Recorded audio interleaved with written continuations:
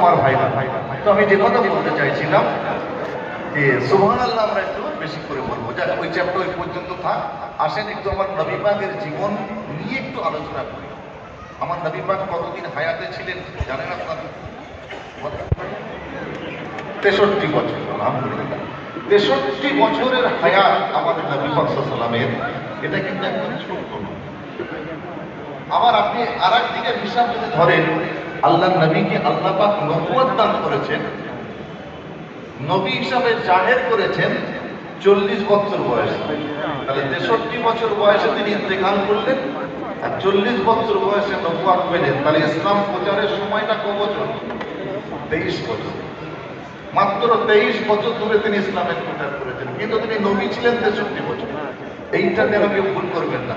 তিনি নবী দুনিয়ায় জন্মানোর পর থেকেই আল্লাহ পাক তাকে নবী করেই পাঠিয়েছিলেন। জোরে বলুন সুবহানাল্লাহ। 63 বছরের জীবনের ইতিহাস আমার নবী যা করেছেন, যতটুকু করেছেন, সেটাই কিন্তু আমার আপনার হুজুর সাল্লাল্লাহু আজকে যেমন এই আপনারা একটা ওয়াজের মাহফিলের ব্যবস্থা করেছেন না, এটা কিন্তু নতুন না। এই যে এই সিস্টেমটা, এই ট্র্যাডিশনটা হুজুর সাল্লাল্লাহু আলাইহি ওয়াসাল্লামের জামানা থেকে আল্লাহ নবী মসজিদে নববী শরীফে কখনো দাঁড়িয়ে কখনো বসে আল্লাহ নবী ওয়াজ নসিহত করতেন, সাহাবারা শুনতেন। হযরত উসমান গনির কথা একটুখানি কথা প্রসঙ্গে মনে পড়ে। হযরত উসমান গনি রাদিয়াল্লাহু তাআলা আনহু তিনি নবী পাকের জবান মুবারকের কথা শুনতেন, সাহাবা হুজুররা শুনতেন, সকলের চোখের কোন দিয়ে একটু পানি বের হতো। এটা ছিল আবেগ, এটা ছিল ভালোবাসা, চোখের পানি বের হতো। ওই উসমান গনি রাদিয়াল্লাহু তাআলা আনহু যখন আবার কারোর কবর জিয়ারত করতে গেতেন, শুধু চোখের পানি গড়িয়ে পড়তো তা নয়, চোখের পানি এত পরিমাণে পড়তো, চোখের পানিতে তার দাড়ি মুখ সব ভিজে যেত। আল্লাহ নবী সাহাবারা, অন্যান্য সাহাবারা কি ওসমান গনিকে জিজ্ঞাসা করছেন, এই ওসমান গনি ভাই শুনেন, আপনার সাথে কি কথা আছে? এই আপনি যখন কারোর কবর জিয়ারত করতে যান কাঁদেন কেন? অথচ আপনি যখন নবী পাকের সামনে বসে নবী পাকের ওয়াজ শোনেন, কথা শোনেন, আপনার চোখে কোন দিয়ে পানি বের হয়? কিন্তু কারোর কবর জিয়ারত করতে গেলে এত পরিমাণ কাঁদেন, আপনার চোখের পানিতে দাড়ি মুখ সব ভিজে যায়। ব্যাপারটা ওসমান গনি রাদিয়াল্লাহু তাআলা এবং আশারায়ে মুবাশশিরা, আল্লাহ পাক যে 10 জন নবীকে দুনিয়ায় জান্নাতের সুসংবাদ দিয়েছে, সেই 10 জন সাহাবার মধ্যে একজন ওসমান গনি রাদিয়াল্লাহু তাআলা। তিনি তার ছোট্ট একটা উত্তর দিয়েছিলেন, ও আল্লাহ নবী সাহাবারা, আমি ওসমান গনি যখন কারোর কবরটা জিয়ারত করতে যাই, ওই সময় কবর আযাবে কবরের কথা আমি ওসমান গনি আমার মনে পড়ে, তাই আমার চোখ দিয়ে পানিটা বেরিয়ে যায়। একবার চোখে বলুন সুবহানাল্লাহ।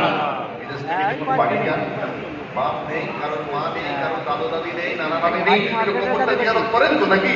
বা যখন বিদেশে আসবেন তখন একটু কবরটা, বাপের কবরটা জিয়ারত করে যাই। আমরা যখন মাহফিলে আসি, এই ধরনের মুম্বাই গেলাম বা আসাম বাংলাদেশ যখন যাই, তখন একটু আমার আব্বা চলে গেছে, বাপের কবরটা একটু দাঁড়িয়ে জিয়ারত করে যাই। এটা তো আমাদের একটা ভালোবাসা। কবর চোখে পানি বের হয়েছে।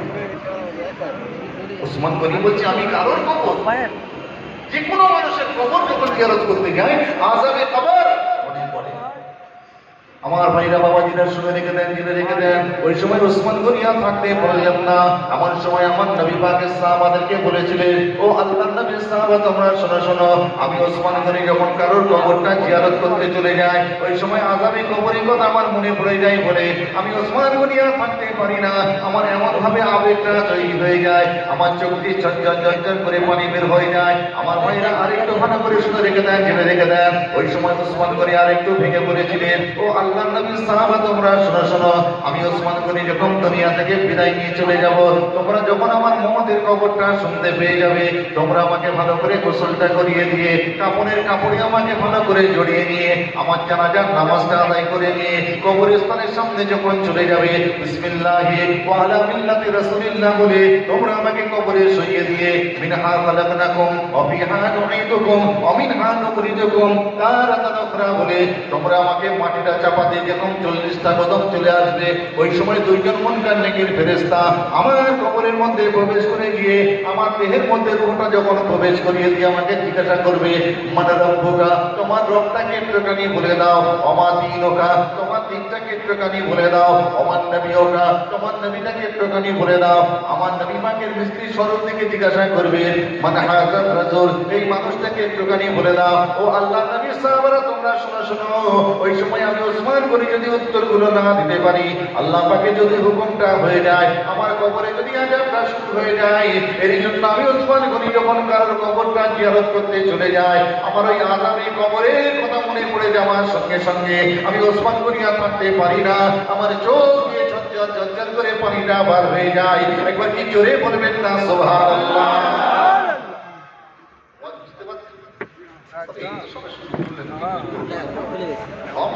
হবে না, আমি একটু ব্যাকা চাই, আমাকে কম দেখতে পাবে না, দেখতে পেলে এরকম ব্যাকা কাজ একটু বেশি।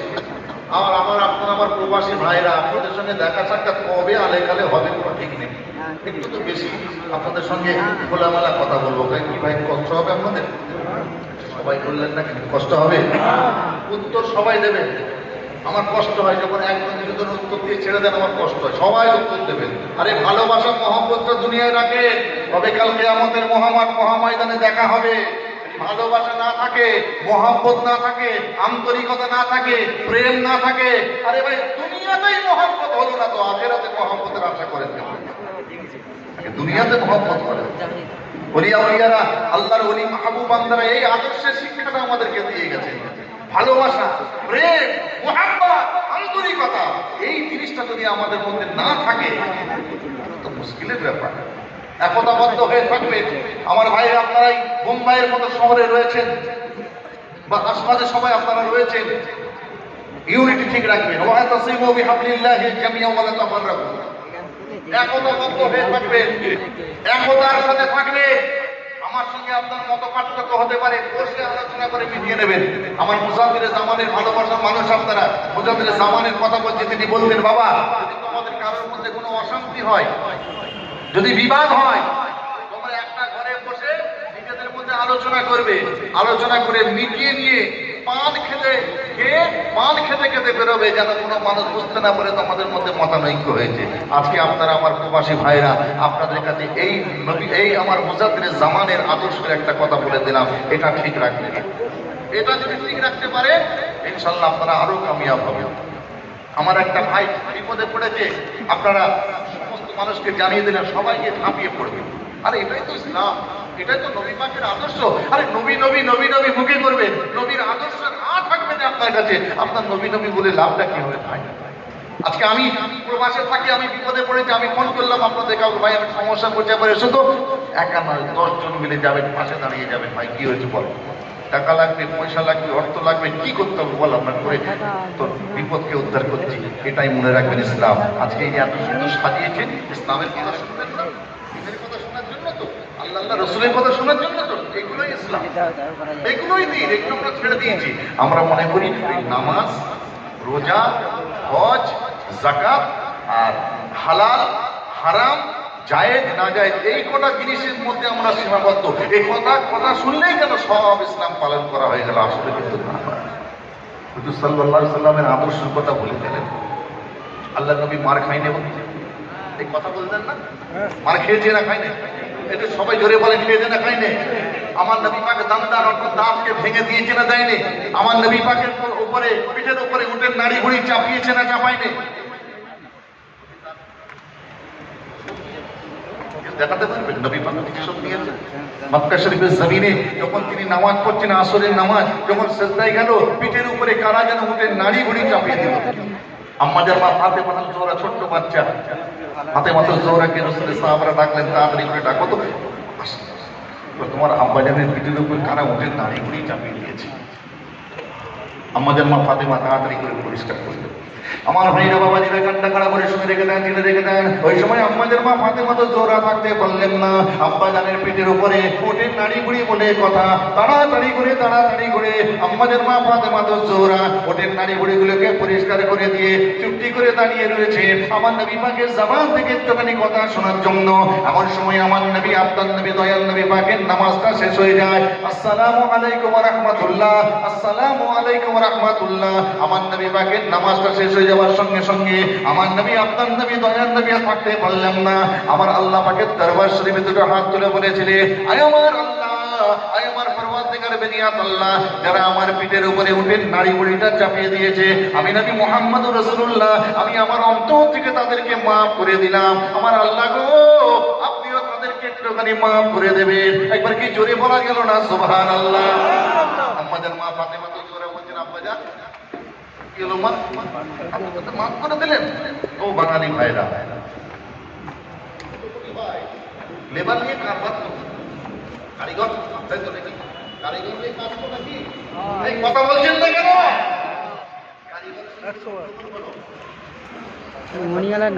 তাকে মেরে মুড়ে তার পুজো করে ছেড়ে দেয়। এই টিকিট কাট, ঘরে পেটিয়ে দে। এটা ইসলাম নয়, এটা দিন নয়, এটা শরীয়ত নয়।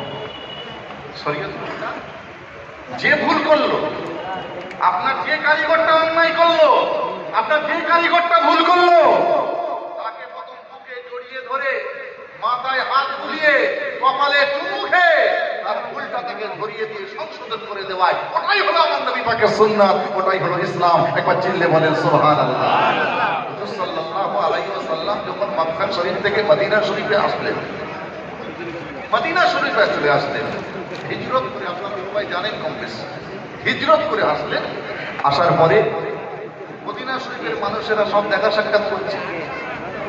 তো যখন দেখা সাক্ষাৎ হচ্ছে তখন কেউ কেউ আল্লাহর নবীকে কিছু হাদিয়া দিচ্ছেন, নজরানা দিচ্ছেন, হাদিয়া। সেটা অর্থ হতে পারে, অন্য কোনো জিনিসই হতে পারে। এখন একটা বুড়ি মেয়ে ছেলে তার একটা ছেলেকে নিয়ে এসেছে আমার নবী পাকের সঙ্গে দেখায়, নবীকে প্রথম দেখতে সবে নবী এসেছে। তো সবাই যখন হাদিয়া দিচ্ছে দেখে ওই বুড়িটা, ওই মাটা মনে মনে ভাবছে, তো আমার মহা মুশকিল হয়ে গেল, আমি তো আমার নবী পাকের জন্য কোনো হাদিয়া নজরানা আনিনি, আমি কি এনেছি? আমি কিছুই আনিনি, খালি হাতে। তো আল্লাহ নবী পাকের কাছে গিয়ে বলছে, হাবিবাল্লাহ, আপনি তো আমাদের এই মদিনা শরীফে প্রথম, আমি তো জানি না কেমন করে আপনার সাথে দেখা করতে হয়। আমার এইসব ভাইরা দেখছি আপনাকে একটু হাদিয়া নজরানা দিচ্ছে, আমি তো ইয়া রাসূলুল্লাহ কিছু জানি, তো আমি তো খালি হাতে এসেছি, আপনাকে হাদিয়া নজরানা না দিলে কি দেখা আপনার সাথে সাক্ষাৎ করা হবে না? আল্লাহ ভাই বললেন, বুড়িমা ওটা নিয়ে কোনো চিন্তা করো না, এরা ভালোবেসে দিচ্ছে, তোমারও ভালোবাসা আছে, তুমি জানো না তাই তোমারও ভালোবাসা আছে, হাদিয়া লাগবে না, তুমি বসো, দুটো কথাবার্তা বলো। আল্লাহ নবী সাল্লাল্লাহু আলাইহি ওয়াসাল্লামের আদর্শ থেকে তাকে বুড়ি মাকে বসিয়ে কথাবার্তা বলে বলছে, আল্লাহ নবী বলছে, বুড়িমা তাহলে আপনি এবার যান। আল্লাহ নবী এই কথা বলার সাথে সাথে বুড়ি মেয়ে ছেলেটা তাকে তাকে কি বলছে, ছেলেকে বলছে যে ইয়া রাসূলুল্লাহ, ছেলেটাকে আপনার কাছে রেখে দেন। আমি তো হাত দিয়ে আনতে পারিনি, নজরও আনতে পারিনি, নজরানা, আমি আমার এই ছেলেটাকে আপনার কাছে দিয়ে গেলাম নজরানি হিসাবে। যদি বলুন না সুবহানাল্লাহ। আল্লাহ ঠিক আছে, তোমার এই ছেলেকে আমি জড়িয়ে ধরলাম, আমি হাদিয়া হিসাবে কবুল করলাম। তখন বুড়ি মেয়ে ছেলে বলছে, তাহলে আমি যাই। আমার ভাইরা বাবাজিরা কান্না কান্না করে শুনে রেখে দেন, জেনে রেখে দেন। ওই সময় আমার নবী আপনার নবী দয়ার নবী থাকতে বললেন না।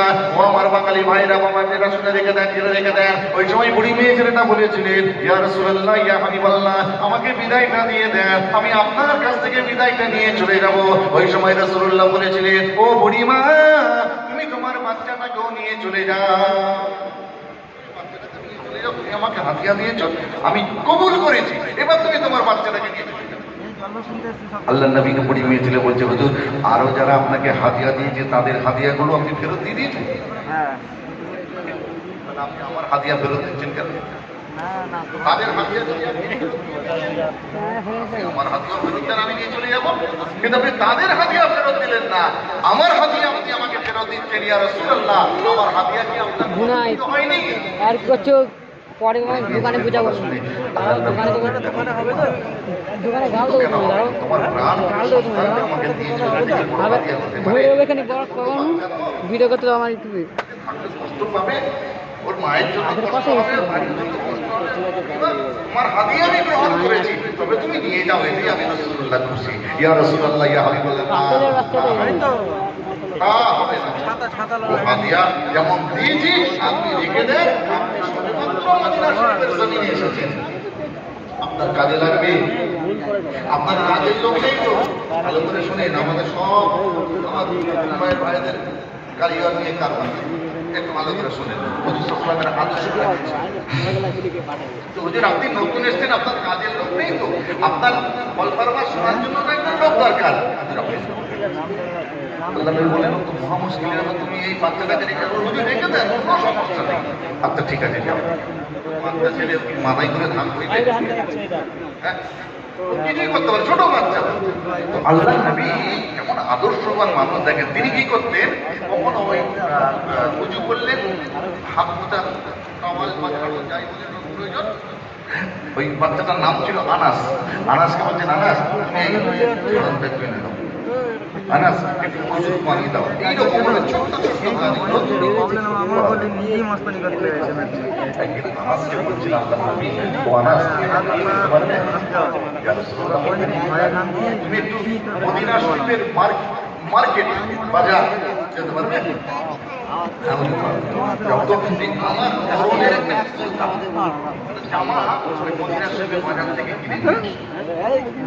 এই বাচ্চা ছেলেটা চলে গেছে,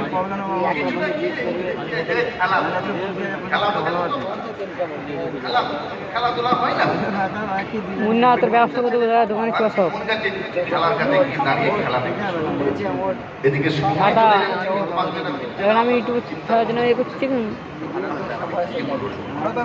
আমার ভাইরা বাবাজিরা কান্না কান্না করে শুনে রেখে দেন, জেনে রেখে দেন, শুধু নবী নবী করলে হবে না বাবা, নবীর আদর্শটা আপনার নিজের মধ্যে রাখার চেষ্টা করেন। ও আমার প্রবাসী ভাইরা, ওই সময় আমার নবী আপনার নবী দয়ার নবী থাকতে পারলেন না, এমন সময় চিন্তার মধ্যে পড়ে গেলেন, আমার আনাসা কোনো পর্যন্ত বাড়ি ফিরল না, কোনো অ্যাক্সিডেন্ট হলো কিনা, কোনো বিপদ হলো কিনা, কোনো সমস্যা হলো কিনা, এই মনে মনে চিন্তা করতে করতে করতে করতে আমার নবী আপনার নবী দয়ার নবী এমন সময় আর থাকতে পারলেন না, অনেকটা দেরি হয়ে গিয়েছে।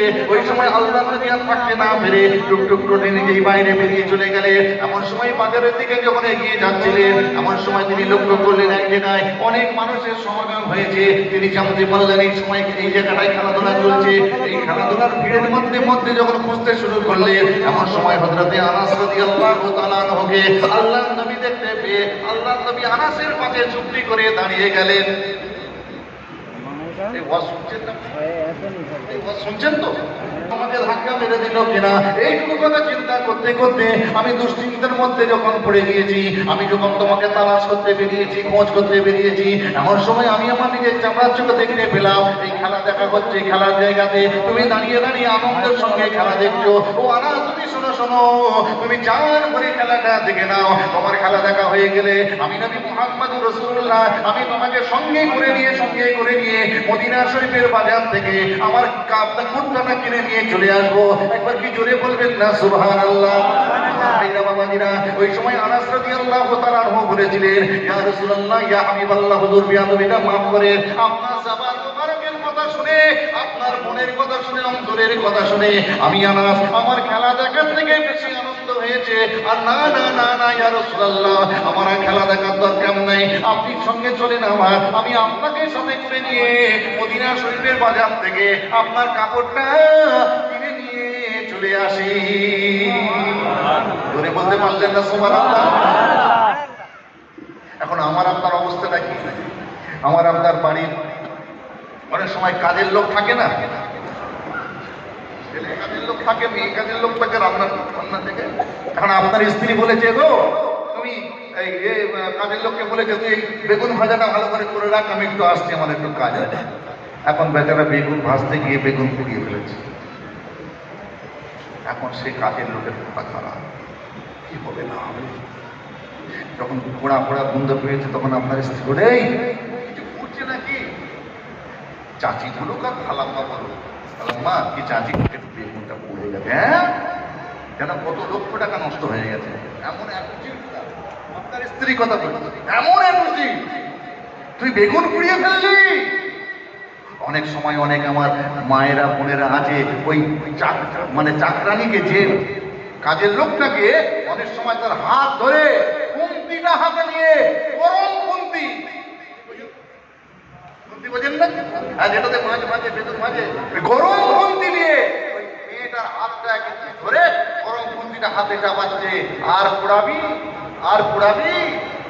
আর মেয়েটা তত চিল্লাচ্ছে, বাবারে মারে বাবারে মারে বাবারে মারে। এটা ইসলাম নয়, এটা দিন নয়, এটা শরীয়ত নয়। আপনার স্ত্রী হোক, আপনার বোন হোক, আবার কেউ হোক না কেন, এইভাবে তাকে শাস্তি দিয়ে, তাকে কষ্ট দিয়ে, তাকে ব্যথা দিয়ে, তাকে বেদনা দিয়ে, তার চোখের পানি বার করে আপনার স্ত্রী গেল নামাজ পড়তে, আপনার বোন গেল নামাজ পড়তে, আপনার মা গেল নামাজ পড়তে, মনে রেখে দেবে ওই নামাজ, ওই রোজা, ওই ইবাদত, ওই বন্দেগী আমার আল্লাহর দরবারে কোশ্চিন কালে কবুল হবে না। তো সহজ না ইসলাম। টাকা থাকলে ইসলাম মানা যায় না। বহু টাকার মালিক হজে চলে গেল, বছর বছর হজে যাচ্ছে, ওনার ডিম কিচ্ছু, টাকার বান্ডিল বছর বছর ওমরা যাচ্ছে, ওমরা করে মাথা খারাপ করে বলছে, বাপ রে বাপ, প্রতি বছরে খোঁজ কোথায় রে, ওমরা যাচ্ছে, কোথায় রে, হজে গেছে। অত ওমরা অত হজ না করে গরিব মানুষকে তো পয়সা দেন না। আল্লাহ নবী সাল্লাল্লাহু আলাইহি ওয়াসাল্লামের সুন্নাত যদি মানতে যান, জীবনে একবার উমরা একবার হজ আল্লাহ নবী করেছে, ঠিক আছে আপনার মনটা চায় যে আপনি মন টানার জায়গা, আপনি বারে বারে যাচ্ছেন যান, কিন্তু আপনার টাকার অহংকারে আপনি যাচ্ছেন না তো, অর্থের অহংকারে আপনি যাচ্ছেন না তো, ক্ষমতার অহংকারে আপনি যাচ্ছেন না তো। ভাইরা এটা মনে রাখবেন, টাকার অহংকারে, পয়সার অহংকারে, অর্থের অহংকারে যদি আপনি ওমরা বা হজে যান, আপনার ওই ওমরা ওই হজ কোশ্চিনকালে আল্লাহ পাকের দরবার শরীফে কবুল হবে না। হযরতে আনাস রাদিয়াল্লাহু তাআলা আনহুকে রাসূলুল্লাহ কি ভালোবাসা দিয়েছিলেন। সে অন্যায় করেছে, খেলা দেখছে, কিন্তু রাসূল তাকে বুকে জড়িয়ে ধরে তার কপালে চুমু খেয়ে বলেছিলেন, আনাস চিন্তা করো না, এটা তুমি বাচ্চা ছেলে, তোমার এটা মাইন্ডে হয়, এটা কোনো অসুবিধা নেই। আমার না একটু দেরি হয়েছে, আনাস আমি বেরিয়েছি শুধু, তোমার কোনো অসুবিধা হয় না তো, তুমি অ্যাক্সিডেন্টের মধ্যে পড়ো না, এইটা দেখার জন্য, কোনো অসুবিধা নেই। আর আজকে আমি আপনি আপনার কারিগর যদি একটা অন্যায় করে, আপনার দোকানে একটা গেস্ট এসেছে, আপনি একটু চা খাওয়াবেন, কারিগর চা আনতে গিয়ে হয়তো 15 মিনিট দেরি হয়ে গেছে, তাকে আপনি আপনার মুখ দিয়ে গালাগালি করছেন। মনে রাখবেন, তার মা তার বাপ বুকের নাড়ি ছেড়া সন্তানটাকে আপনার কাছে কাজ শিখতে দিয়েছে। একটা মা তার হৃদয়টাকে, তার অন্তরটাকে আপনার কাছে কাজ শিখতে দিয়েছে শুধু অর্থের জন্য, যে আমার ছেলেটা দুটো কাজ থেকে অর্থ উপার্জন করলে তার সংসারটা ভালোভাবে চলবে, এই জন্য আপনি তাকে মিসবিহেভ করতে পারেন না, এটা ইসলাম কখন আপনাকে পারমিট করবে। আমার প্রবাসী ভাইরা, বাঙালি ভাইরা, আমি আপনাদের তাই অনুরোধ করব, কারিগরদের সাথে ভালো ব্যবহার করবেন, কারিগরদেরকে বুকে টানবেন। অনেক আমার কোস্তাগার আছে বা যারা কাজ শেখানোর জন্য নিয়ে আসেন আছে, কাজ শেখানোর নাম করে ছেলে নিয়ে আসে, বছরের পর বছর হয়ে যায়, কাজ শেখায় না, শুধু দোকান পরিষ্কার করায়, আর কি বলে শুধু চা নিয়ে আনি তার জিন্দেগি বরবাদ করে দেয়। বলে হুজুর তো হাতে ঘা হয়ে যাচ্ছে, সামনে বছর আর তোমার লাইফ টাইম এখানে ক্যান্সেল আমার হয়ে গেছে। এ ভাই হাতের কটা আঙুল, জোরে বলতে হবে কটা আঙুল। এ বলে খাবো খাবো, ছোট তো খিদে পেয়ে গেছে, বলে খাবো খাবো করছি।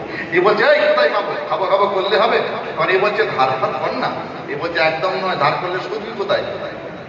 তাহলে এ কি ছোট, এ বলে খাবো খাবো, এ বলে কোথায় পাবো, এ বলে ধার কর না, এ বলে সুদ বেগে। পুরো আঙুল কি বলে জানেন, লাবাডাঙ্গার কলমে যতই খাওয়া আর ধার সুদার কথা বলো, নসিবে কোনো কিছুই জুড়বে না। ও আমার বাঙালি প্রবাসী বাঙালি ভাইরা, আমার ওয়াজ ভালো লাগুক আর না লাগুক ওটা আমার দেখার দরকার নাই। হকের কথা বলবো, শরীয়তের কথা বলবো, ইসলামের কথা বলবো, আপনার ভালো লাগলেও ভালো, খারাপ লাগলেও ভালো। আগে নিজে পরিশুদ্ধ করেন নিজেকে। আপনি যখন পেট্রোল ঢালেন গাড়িতে পেট্রোল ঢালছেন, দেখবেন পেট্রোলটা যেখানে ঢালা হয় একটা ছাঁকনির মতো থাকে অনেক গাড়িতে, থাকে তো নাকি বাবা, এটা ছাঁকনি থাকে।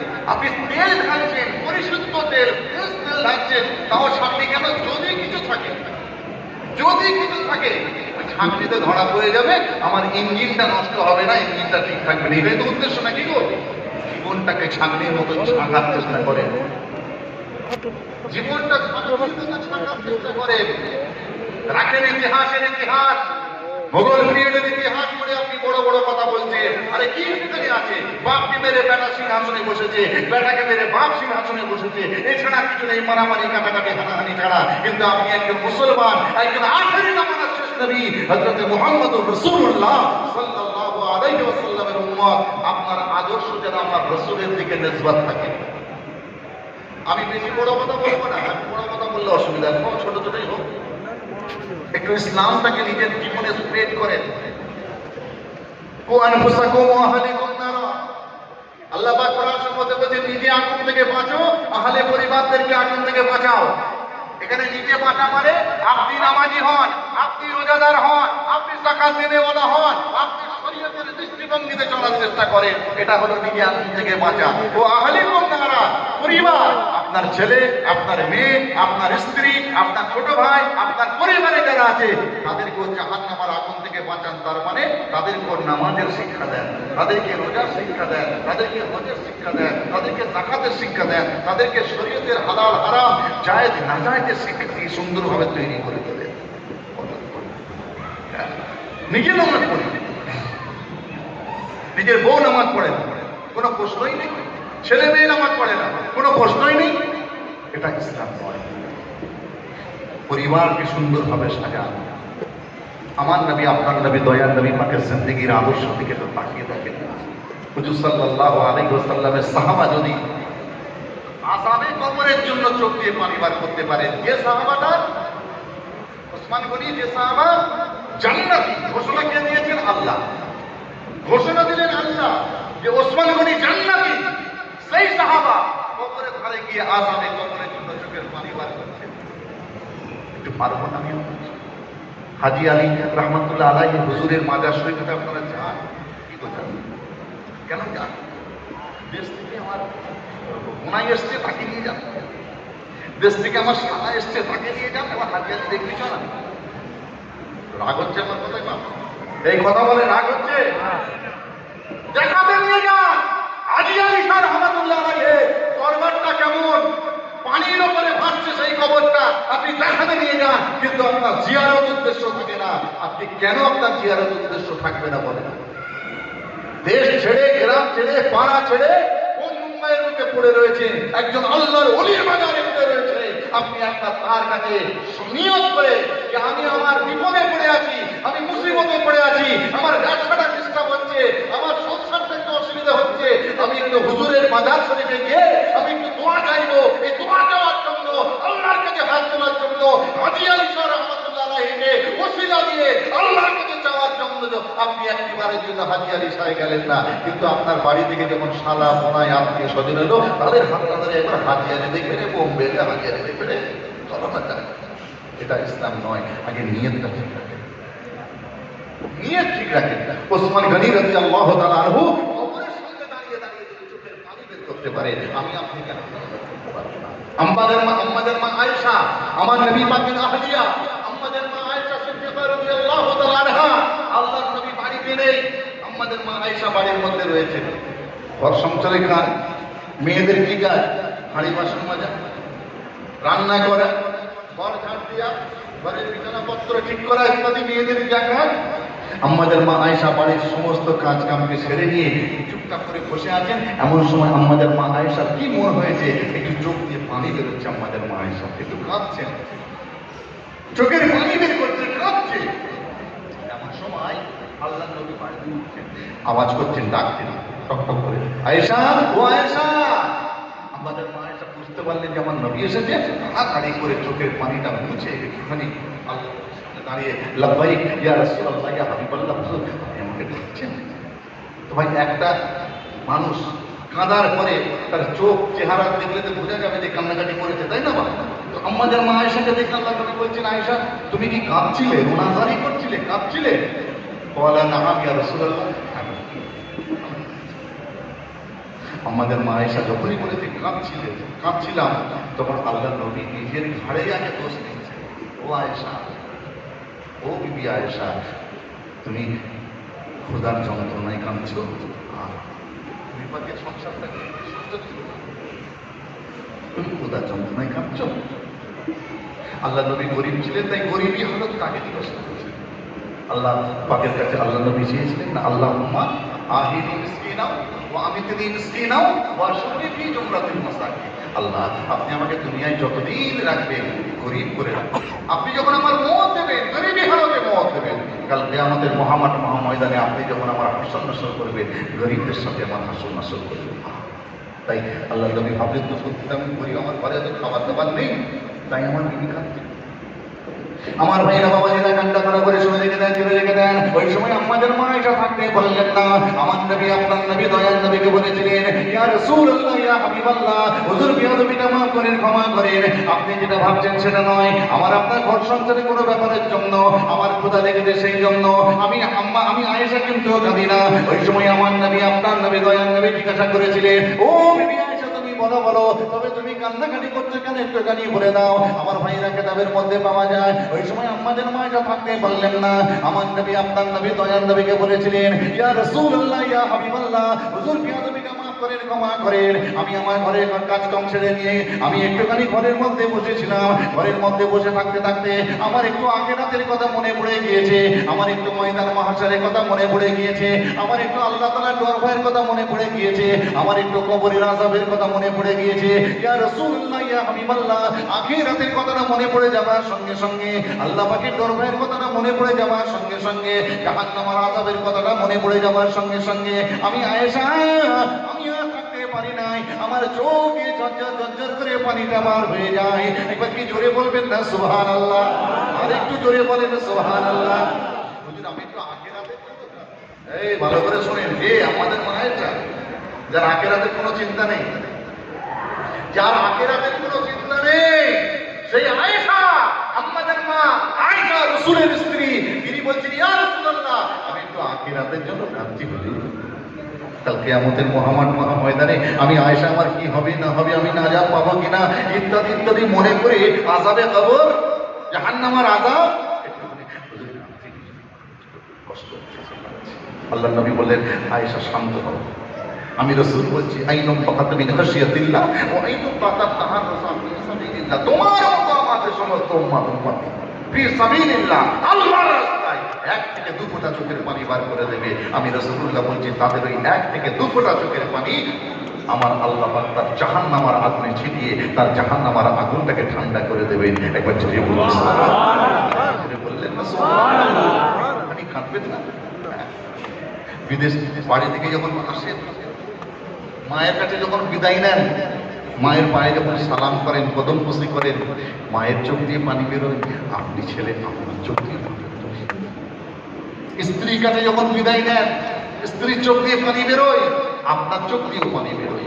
ছেলেটাকে বুকে টেনে ধরে তার বুকে, তার গালে, তার কপালে যখন একটু চুমু দেন, তখন ছেলে বলে, আব্বা আমার কবে আসবে?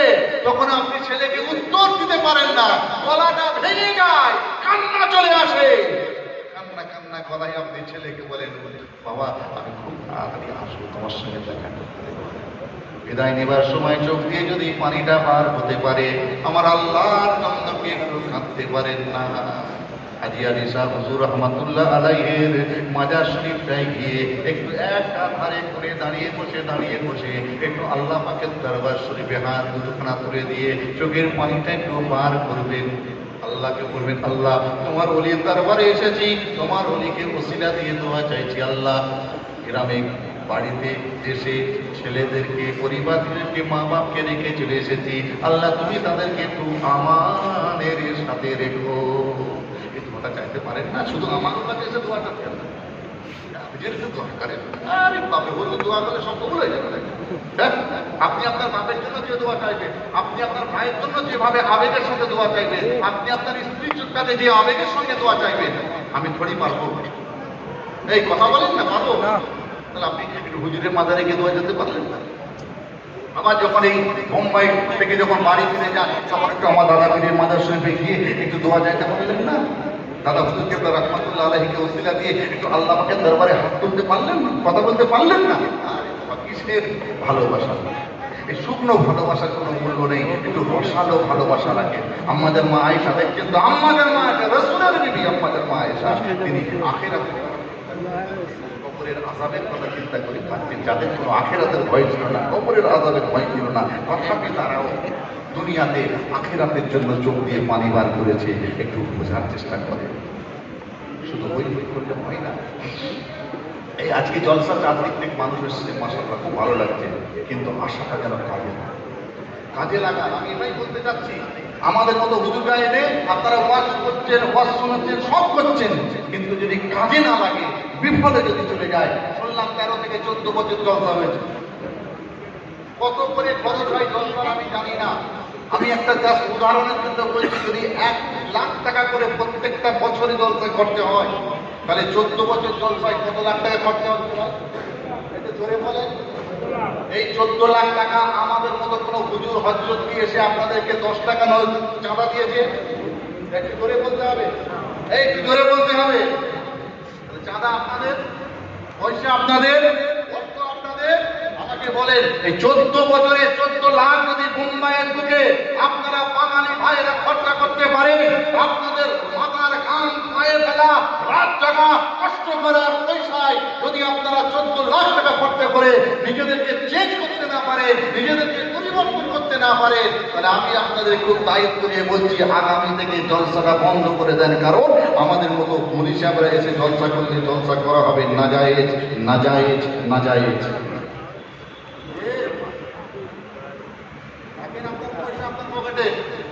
আগে আমার আল্লাহ, আগে আমার রসুল, তারপরে পয়সা। আরে ও তো হাতের ময়লা। আজকে আপনার হাতে 10 টাকা এর সঙ্গে সঙ্গে বেরিয়ে চলে যাবে। আজকে 2000 টাকা ইনকাম করলেন, কাল সকালে বউ বলবে এত করে ফর্দ দিয়ে বলবে দেখা এখানে 5000 টাকা করতে হবে, 3000 টাকা থাক। কথা বুঝতে পারছেন না? ও হাতের ময়লা, সেটা করতে হবে কাছে। আল্লাহ করে বললেন না, এই প্রবাসী বাঙালি ভাইরা আল্লাহর নাম ডাকতে আপনাদেরকে নিষেধ করেছে। একটু জোরে বলেন, খুশি করতে হবে কাকে? আর একটু জোরে বলতে হবে কাকে?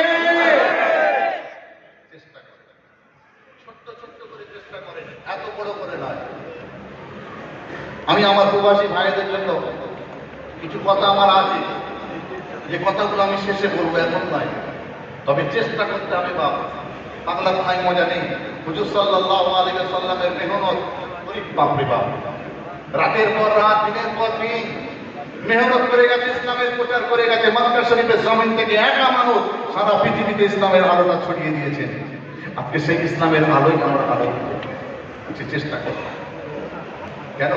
হযরত আবু বকর হুজুর ইসলাম কবুল করে যদি নিজেকে তৈরি করতে পারে, হযরত ওসমান গনি যদি ইসলাম কবুল করে নিজেকে তৈরি করতে পারে, হযরত আলী রাদিয়াল্লাহু তাআলা আনহু ইসলাম কবুল করে যদি নিজেকে তৈরি করতে পারে, হযরত ওমর ফারুক ইসলাম কবুল করে যদি নিজেকে তৈরি করতে পারে, আমরা জন্মসূত্রে মুসলমান, আমরা কেন নিজেদেরকে তৈরি করতে পারবো না? আসেন তৈরি করি। হযরত আবু বকরের ঈমান, হযরত ওমর ফারুকের ঈমানের তেজ, হযরত ওসমান গনির ঈমানের তেজ। আরে হযরত আবু বকর হুজুর সবেমাত্র ইসলাম কবুল করেছে, এই অল্প কিছুদিন হয়েছে ইসলাম কবুল করেছে। ঠিক তারপরে আল্লাহর নবী মিরাজ শরীফে গিয়েছিল, যে প্রথমে যে কথা বলছিলেন আমাদের কথা, আল্লাহ নবী মিরাজ শরীফে গিয়ে ওই ফিরে চলে এসেছেন দুনিয়াতে। আল্লাহ নবী মিরাজে গিয়েছিলেন। আবার মুসা নবী কথা আপনি জানেন, আপনারা মনে করে দিচ্ছি, মুসা নবী আল্লাহকে দেখার জন্য বলেছে, আল্লাহ আমি আপনাকে দেখতে চাই। মুসা নবী আল্লাহকে বলছে, আল্লাহ আমি আপনাকে দেখতে চাই। আল্লাহ বলছে, মুসা তুমি আমাকে দেখতে চেও না, পারবে না, সহ্য করতে পারবে না, আমার তাজাল্লি নিজে শরীরের মধ্যে অ্যাবসর্ব করতে পারবে না, আমাকে দেখতে চেও না। না আল্লাহ আমি আপনাকে দেখব। এই বারে বারে আল্লাহর কাছে অনুরোধ করতে আল্লাহ পাক বলেন, মুসা তুই ছাড়বি না, একবার যা, তুই দূর পাহাড়ে চলে যা, আমি আল্লাহ আমার সঙ্গে তোর সেখানে দেখা হবে। মুসা নবী হাঁটতে শুরু করলেন দূর পাহাড়, আর ওটা ওই পর্যন্ত থাকবো, আর বেশি বাড়িয়ে লাভ নেই। আল্লাহ পাক রব্বুল আলামিন জিব্রাইলকে ডাকলেন, জিব্রাইল শোন, এই ঘোড়ার নামক সওয়ারি আছে না, ওই সওয়ারিটা নিয়ে চলে যা বাইতুল মুকাদ্দাস মসজিদে আকসায় চলে যা। তো আল্লাহ কেন? আরে আমার নবী হযরতে মুহাম্মদ সাল্লাল্লাহু আলাইহি ওয়াসাল্লামকে আমার কাছে নিয়ে আয় না, আমি আল্লাহ আমার রাসূল তাকে দেখতে চাই। একবার জোরে বলুন সুবহানাল্লাহ। মুসা নবী আল্লাহকে দেখতে চাইলেন, আল্লাহ রাজি ছিলেন না। মুসা নবী আল্লাহকে দেখতে চাইলেন, আল্লাহ রাজি ছিলেন না। আর আমার নবী, আপনার নবী, দয়ার নবী, আমার আল্লাহ পাক রব্বুল আলামিন আমার নবীকে দেখার জন্য বাইতুল মুকাদ্দাসে বুরাক নামক সওয়ারিটা পাঠিয়ে দিলেন। তো পার্থক্য আছে রে বাবা, পার্থক্য নেই? 1 লক্ষ মতান্তরে 2 লক্ষ 24,000 পয়গম্বর আলাইহিস সালাতু ওয়াস সালামকে আল্লাহ পাক দুনিয়ায় পাঠিয়েছিলেন। তার মধ্যে শ্রেষ্ঠতম কে? একটু বলেন, সবাই বলে আমাদের নবী। জোরে বলবেন না আলহামদুলিল্লাহ? জোরে বললেন না কিন্তু আলহামদুলিল্লাহ। আমাদের নবী হলেন হুজুর সাল্লাল্লাহু আলাইহি ওয়াসাল্লামকে দেখার জন্য আল্লাহ পাক বুরাক নামক সওয়ারি পাঠিয়ে দিলেন। অনেক কথা, অনেক মাত্রা এমনি আপনারা জানেন, মিরাজের ঘটনা আপনারা জানেন। আমি জাস্ট একটু আমার যে পয়েন্টটা বলার দরকার সেটা বলার ক্ষেত্রে একটু আমি আপনাদেরকে টেনে নিচ্ছি। তো আল্লাহ পাক রব্বুল আলামিন নিয়ে গেলেন জিবরাইলের মাধ্যম দিয়ে বুরাক নামক সওয়ারি করে। আল্লাহ পাক জান্নাত জাহান্নাম ঘুরিয়ে দেখালেন। কথাবার্তা অনেক হয়ে যখন ফিরে আসছিলেন 50 ওয়াক্ত নামাজ আর আপনার 6 মাস রোজা। ওটা আমার মুসা নবীর কথা শুনে ঘুমে কি হলো, 5 ওয়াক্ত নামাজ 1 মাস রোজা। এই ফিরে এসেছেন আল্লাহর কাবা বাইতুল্লাহ শরীফের সামনে ঘোরাফেরা করছেন, পাইচারি করছেন সকালবেলায়। আর আবু জেহেল, আপনারা নাম শুনেছেন কিনা জানি না, নাম শুনেছেন নাকি? আবু জেহেলের নাম শুনে না এমন কেউ নেই। আবার আমরা যারা মুসলমান, আমাদের মধ্যে কিন্তু আবু জেহেল মার্কা মুসলমান আছে। কত বুঝতে পারছেন না? যাই হোক, কষ্ট হচ্ছে নাকি আপনাদের? এইটা জোরে বলে, কষ্ট হচ্ছে? এই আবু জেহেল মার্কা মুসলমানদেরকে একটু চেঞ্জ করতে হবে। ও কিছু আছে, ও খোদার মার পড়ে গেছে, আর হবে না। যতই সোজা লাইনে যান, ইহদিনা সিরাতাল মুস্তাকিমের রাস্তায় যতই খেলে, ও সেই আবার বেঁকে খোদার মারা থেকে চলে আসবে। তো যাই কি, তো আবু জেহেলের সঙ্গে আমার রাসূলুল্লাহ দেখা হলো। রাসূলুল্লাহকে আবু জেহেল বলছে, ও মুহাম্মদ, সকলে পড়ুন সাল্লাল্লাহু আলাইহি ওয়াসাল্লাম। এই এত সকালবেলা তুমি ঘোরাফেরা করছো, নতুন কোনো খবর টবর আছে নাকি? আবু জেহেল, আপনি ঠিক বলেছেন, খবর আছে। কি খবর বলবো? এই আমার সাথে আমার আল্লাহর দেখা হয়েছে। আমার সাথে কার দেখা হয়েছে? আল্লাহ দেখা হয়েছে। আল্লাহ পাক আমাকে জান্নাত জাহান্নাম ঘুরিয়ে ঘুরিয়ে দেখিয়েছেন। আল্লাহ পাক আমার উম্মতদের জন্য 5 ওয়াক্ত নামাজ আর 1 মাস রোজাকে খরচ করে দিয়েছেন। বলুন না সকলে সুবহানাল্লাহ। আপনি বলছেন আমাকে একা পেয়ে তুমি আমাকে ভালোই বুঝিয়ে দিচ্ছ তো? তার যেমন ঠান্ডা, আমাকে একা পেয়ে তুমি আমাকে ভালোই বুঝিয়ে দিচ্ছ। তা আমি যদি বলতে পারবেন 10-20 জন কেন, 200 জন লাগেন, আমার কি হয়ে যাবে? আমি যেটা সত্য কথা সেটা বলবো। এ ভাই নবী সত্য কথা বললেন না কিন্তু। আর আমরা ওটা চেপে জানো, যা হবে সে পরে দেখা যাবে। ওটা নিয়ে আর বলে লাভ নেই।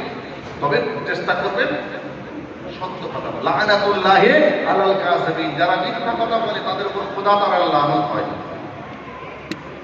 খোদা তাআলার লানত হয় কাদের উপরে? যারা মিথ্যা কথা বলে। লাআনাতুল্লাহি আলাল কাযিবিন, সত্য কথা বলবেন। বা অনেকে সোনার কাজ করেন বা যে যাই কাজ করেন না কেন, এই কাজ করতে গিয়ে ঈমান নষ্ট না হয়ে যায়, কাজ করতে গিয়ে গুনাহগার না হয়ে যায়, একটু সচেতন থাকার চেষ্টা করবেন। আল্লাহ পাক আমাদের সকলকে সচেতন ভাবে চলার তৌফিক দান করেন। সবাই বলুন না আল্লাহুম্মা আমিন। তো আল্লাহ নবীকে আবু জেহেল বলছে আমাকে একা বুঝিয়ে দিচ্ছে, আমি 10-20 জন করে। হ্যাঁ ডাকেন। আবু জেহেল 10-20 জন লোক থেকে আনে ওই সকালবেলা এসে এবার আমার নবীকে প্রশ্ন করছেন, মুহাম্মদ সাল্লাল্লাহু আলাইহি ওয়াসাল্লাম, এই তোমার কাছে নতুন কোনো খবর আছে নাকি? আমার ভাইরা বাবাজিরা কান্না কান্না করে শুনে রেখে দেন, জেনে রেখে দেন। ওই সময় আমার নবী, আপনার নবী, দয়ার নবী থাকতে বললেন না। এমন সময় সমস্ত মানুষের সামনে আমার নবী, আপনার নবী, দয়ার নবী দীপ্তকণ্ঠে বলতে শুরু করলে, ও আমার আবু জেহেল সহ আপনার সহপাঠীরা শুনে রেখে দেন, জেনে রেখে দেন। আমার সঙ্গে আমার আল্লাহ তাআলা দেখা হয়েছে, দিদার হয়েছে। আল্লাহ পাক আমাকে জান্নাত জাহান্নামটা ঘুরিয়ে ঘুরিয়ে দেখিয়েছেন। আল্লাহ পাক আমার উম্মতের জন্য 5 ওয়াক্ত নামাজ আর 1 মাস রোজাকে ফরজ করে পাঠিয়ে দিয়েছে। আমার ভাইরা বাবাজিরা শুনে রেখে দেন, জেনে রেখে রেখে দেন। ওই সময় আবু জেহেল ওই সমস্ত মানুষগুলোর মধ্যে কিছু মানুষ থাকতে পারলো না। এমন সময় দৌড়ে দৌড়ে দৌড়ে দৌড়ে দৌড়ে দৌড়ে হযরত আবু বকর হুজুরের বাড়ি চলে গেলেন। আবু বকর হুজুরের বাড়ির একটু পাশেই ছিল। আবু বকর হুজুরের বাড়ি থেকে ডাকতে শুরু করলেন, ও আবু বকর তাড়াতাড়ি বাইরে চলে এসো।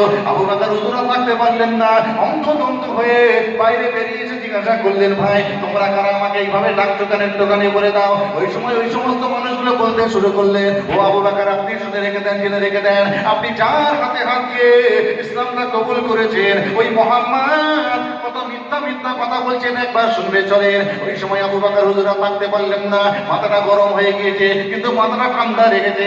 দৌড়ে দৌড়ে দৌড়ে দৌড়ে দৌড়ে দৌড়ে আমার নবী, আপনার নবী, দয়ার নবী পাকের কাছে চলে গেলেন। আসসালামু আলাইকা ইয়া রাসূলুল্লাহ ইয়া হাবিবাল্লাহ, হুজুর ইয়া নবীটা মাফ করেন, ক্ষমা করেন। এই মানুষগুলো কি এমন বাজে বাজে কথা বলতে শুরু করেছে, হুজুর আপনার কাছে নতুন কোনো খবর হয়েছে কিনা একটুখানি বলে দেন। ও আমার ভাইরা বাবাজিরা, ওই সময় আমার নবী, আপনার নবী, দয়ার নবী বলেছিলেন, ও আবু বকর তুমি শোনো শোনো, আমার সঙ্গে আমার আল্লাহ তাআলা দেখা হয়েছে, দিদার হয়েছে। আল্লাহ পাক আমাকে জান্নাত জাহান্নামটা ঘুরিয়ে ঘুরিয়ে দেখিয়েছেন। আল্লাহ পাক আমার উম্মতের জন্য 5 ওয়াক্ত নামাজ একবার রোজাকে ফরজ করে দিয়েছেন। আমার ভাইরা শুনে রেখে দেন, জেনে রেখে দেন। ও আমার বাঙালি ভাইরা, ও আমার প্রবাসী ভাইরা শুনে রেখে দেন, জেনে রেখে দেন। ওই সময় আবু বকর রোজা থাকতে পারলেন না, তিনি তীব্র কণ্ঠে বলতে শুরু করলেন, ওই আমার নবী যা বলেছেন সঠিক বলেছেন, আমার নবী কোনোদিন মিথ্যা কথা বলতে পারেন না। একবার কি জোরে বলবেন না সুবহানাল্লাহ। আমার নবী কোনোদিন মিথ্যা কথা বলেন না। আর একবার জোরে হবে না সুবহানাল্লাহ। আজকের পর থেকে মিথ্যা আমরা জীবনে কোনোদিন বলবো না, শপথ নেওয়া যাবে। আরে ভাই কথা শেষ করে এটা বলছি, ওটা ভাই উত্তর দেন, কে সত্য কথা বলেন, কে মিথ্যা কথা বলেন, কে আটখানা সত্য আটখানা মিথ্যে বলেন, আমার কিচ্ছু দেখার দরকার নাই। আমার নবী সত্য বলে, অর্থাৎ আবু বকর হুজুর রাদিয়াল্লাহু তাআলা আনহু তিনি সঙ্গে সঙ্গে অল্প মানুষকে বলেছিলেন, আমার নবী কোনোদিন মিথ্যা বলেন না, আমার নবী সত্যি বলেন। আজকে আপনারা নবীর উম্মত, এই কথা বলেন নবীর উম্মত কারা, নবীর উম্মত হাত তোলেন তো বাপ, সবাই নবীর উম্মত, হাত নামান। আবু বকর যদি সাক্ষ্য দিতে পারে আমার নবী কোনোদিন মিথ্যা বলেন না, সত্য কথা বলেন, কালকে আমাদের মহাময়দানে আমার আপনার এই হাতটা, আমার আপনার এই জবানটা আমার আল্লাহর কাছে সাক্ষ্য দেবে, ইয়া রাব্বুল আলামিন আল্লাহ আমার নবীর কথা শুনে, আমার রাসূলের কথা শুনে আমরাও যা আগে মিথ্যা বলেছি, আমার নবীর কথা শোনার পর থেকে আমরা সদা সত্য কথা বলতে শুরু করেছি। পারবেন সকলে হাত তুলে সত্য কথা বলার অঙ্গীকার করতে? হাত তুলে বলে, হাত তুলে বলেন, একটা মানুষ হাত দিতে রাখবেন না। আমার ভাইরা, এই হাত আপনাদের মুনাফিকি হাত নয় তো, মুনাফিকি হাত নয় তো, হাত তোলার জন্য হাত নয় তো, সত্যিকারের পরিবর্তন হওয়ার জন্য হাত কিনা বলে। যদি সত্যিকারের পরিবর্তন হওয়ার জন্য হাত হয়, মনে মনে শপথ করে, আল্লাহ আজকের পর থেকে তোমার ইসলামের মধ্যে থেকে, তোমার দিনের মধ্যে থেকে, তোমার সূর্যের মধ্যে থেকে জীবনে কোনোদিন না মিথ্যে কথা বলি, সত্যের উপর যেন প্রতিষ্ঠিত হতে পারি। একবার চিল্লে বলেন সুবহানাল্লাহ, আরেকটু জোরে বলেন সুবহানাল্লাহ। আজকের পর থেকে যে মিথ্যে কথা বলবে ধরা পড়বে, বললেন না কমিটি ভাই, কিন্তু জানিনি কি হবে, সবে শুরু, খাতা খুলেছি, পাগল সোজা হয়ে যাবে, পাগল সোজা হয়ে যাবে। কষ্ট নিচ্ছেন, কষ্ট নিচ্ছেন, এখন কষ্ট নেন, এসে গিয়ে দেখা করবে, পা ধরে হাত ধরে মাপছে, বোম্বে মাপবে, তো দেখি চলে এখানে এখন চলছে। আজকে দেশ ছেড়ে বিদেশে আসেন, হাদিস শরীফ পড়েন, ইসলামের ইতিহাস পড়েন, আল্লাহর নবী সাল্লাল্লাহু আলাইহি ওয়াসাল্লামের জিন্দেগির কথা পড়েন, কত কষ্টকর ব্যাপার, কত কঠিন ব্যাপারের মধ্যে আপনাদের জিন্দেগিটা চলছে। আপনাদের ক্ষেত্রে রাসূলের হাদিস আছে যে আপনারা যে বিদেশে আছেন, থাকা চলবে কি চলবে না, এ সম্পর্কে রাসূলুল্লাহর হাদিস আছে। কত সহজ নয়, বুঝলেন? আমি বিদেশে আছি, লাখ লাখ টাকা ইনকাম করতে হবে। ইসলাম আপনাকে এই যে থাকার পারমিশন দিয়েছেন কিনা একবার ভেবেছেন?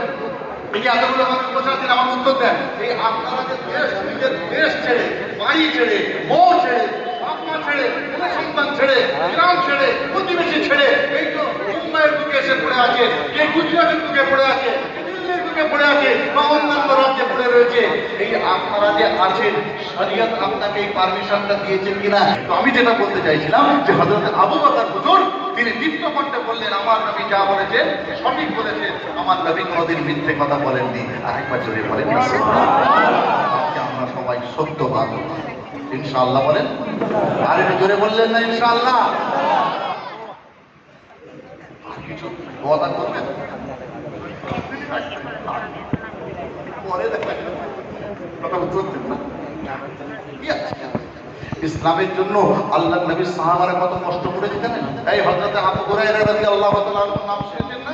এই শুনেছেন তো? সবথেকে বেশি হাদিস তিনি বর্ণনা করেছেন সে আবু হুরায়রা রাদিয়াল্লাহু তাআলা যখন ইসলাম কবুল করলেন, তার মা জানে না, পর অন্যজনের কাছ থেকে শুনেছে তার মা। কার মা? আবু হুরায়রার মা শুনেছে, ওগো তোমার ছেলে ইসলাম কবুল করেছে, শুনেছেন? আমাকে বলে নিয়ে বিশ্বাস করেনি। আবু হুরায়রা রাদিয়াল্লাহু তাআলা বাড়িতে আসার পরে তার মা জিজ্ঞাসা করেছে, বাবা তুমি ইসলাম নাকি কবুল করেছো? আমি কিন্তু বিশ্বাস করিনি, তুমি কি ইসলাম কবুল করেছো? আবু হুরায়রা রাদিয়াল্লাহু তাআলা বললেন, মা আপনি যা শুনেছেন সঠিক শুনেছেন, আমি আপনার সন্তান কালেমা লা ইলাহা ইল্লাল্লাহ মুহাম্মাদুর রাসূলুল্লাহ পড়েছি, আমি নাম মানে মুস্তাফা গ্রহণ করেছি। একবার কি হবে না জোরে জোরে বলবেন না? আমি ইসলাম কবুল করেছি। হে আবু হুরায়রা, যদি খামার নাই ওসব আমার করে না, এমন মায়েদের কথা। ও আবু হুরায়রা, আমি তোমার মা বলছি, তুমি আমার সন্তান, তোমাকে সঠিক পথ নির্দেশনা দেওয়ার দায়িত্ব আমার। আমি তোমার মা বলছি, তুমি ওটা ছেড়ে দাও, তোমাকে দরকার নেই সব করা। আম্মা যা ক্ষমা রাসূলের হাতটা ধরে পড়েছি লা ইলাহা ইল্লাল্লাহু মুহাম্মাদুর রাসূলুল্লাহ। আম্মা জান, আমি যে নবী পাকের হাত ধরে কলমা শরীফ পড়ে ইমানটা এনেছি, আমি ওটা কোনোদিন ছাড়তে পারবো না। আপনি আমাকে যত যাই কথা বলেন না কেন, ওই কথাটা বাদ দিয়ে যা কথা বলবেন আমি শুনবো, কিন্তু আমি তা মানে মুস্তাফা ছাড়তে পারবো না।